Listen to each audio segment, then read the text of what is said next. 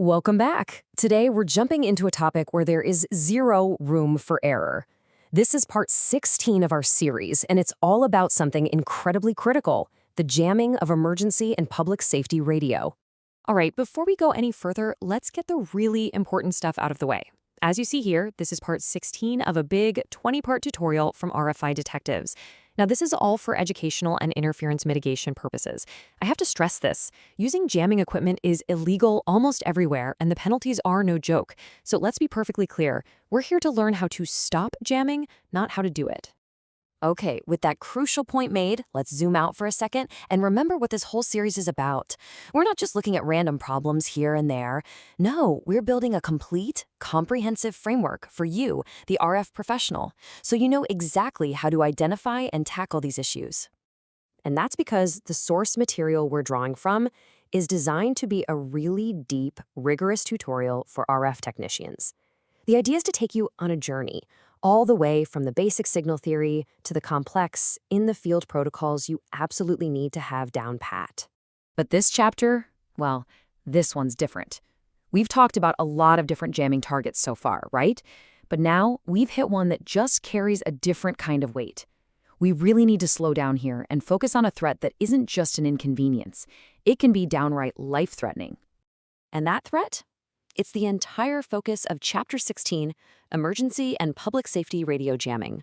You know, up until now, a lot of what we've discussed has been in a technical, maybe commercial context. But here, we're talking about communications where every single second counts. The skills to find and report this kind of jamming, they're not just about protecting a network anymore. They are literally about protecting a lifeline. So that begs a really important question, doesn't it? Why does this specific topic get its own dedicated chapter in a massive 20-part series? What is it that makes this threat so different that it's in a class all by itself? Well, this slide just lays it out perfectly. Take a look at this comparison. On one side, you've got jamming that hits our convenience, our commercial stuff, GPS, Wi-Fi, maybe your key fob. It's totally illegal, a huge pain, and it's a problem we're trained to fix. But then you look at the other side. We're talking about critical lifelines, emergency dispatch, the radios that first responders are using to coordinate, public alert systems. When these go down, the consequences aren't just inconvenient, they can be catastrophic. And this simple fact puts you, the RF technician, in a seriously important spot. When it comes to public safety frequencies, you are the front line. Your skill, your ability to quickly figure out what's going on and find the source of the threat is actually a critical part of the emergency response itself. Now, what's really interesting here is the specific wording the source material uses. Listen to this. Purposeful interference. We're not talking about some accidental noise from a bad power supply. No, this is defined as a deliberate act. And your very first job in the field is to figure out that crucial difference. So what's the game plan when you think a public safety channel is being jammed on purpose? The tutorial lays out a super clear 4-step protocol.